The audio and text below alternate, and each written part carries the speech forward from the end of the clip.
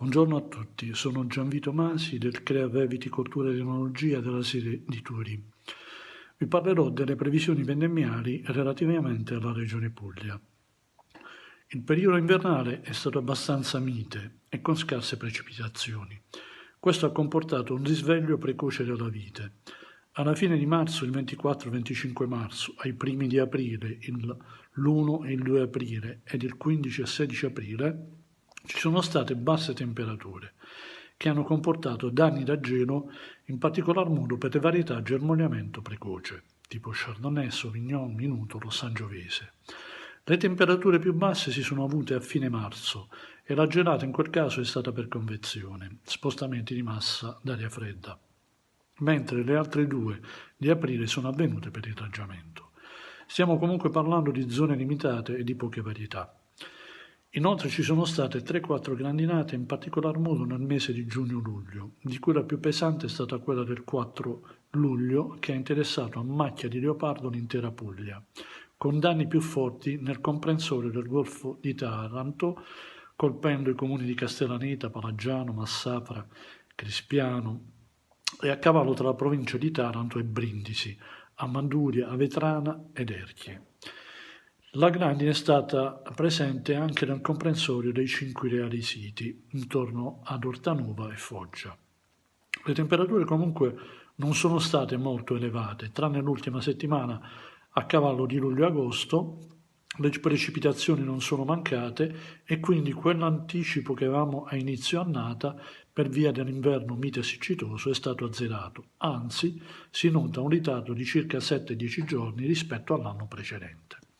In merito allo stadio fenologico, il primitivo a seconda della latitudine, tenete presente che la Puglia è lunga 430 km, è a un buon livello di invaiatura. Circa il 70% nel comprensorio della DOC Primitivo di Manduria e circa il 40% nel comprensorio della DOC Gioia del Colle. Il negro amaro è ad un 30-35% di invaiatura del grappolo, il nero di Troia, nella parte settentrionale della Puglia, ha raggiunto un 10% di invaiatura.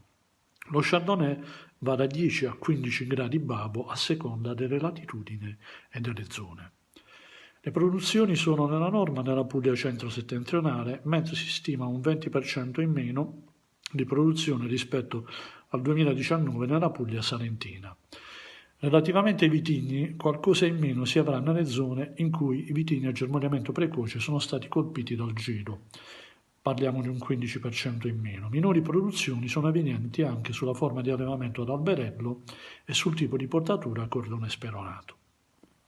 Qualitativamente le uve si presentano di ottima qualità ed i grappoli sono anche un po' più allungati del solito per via del cielo molto nuvoloso che si è presentato quasi per tutto il periodo di prefioritura-fioritura.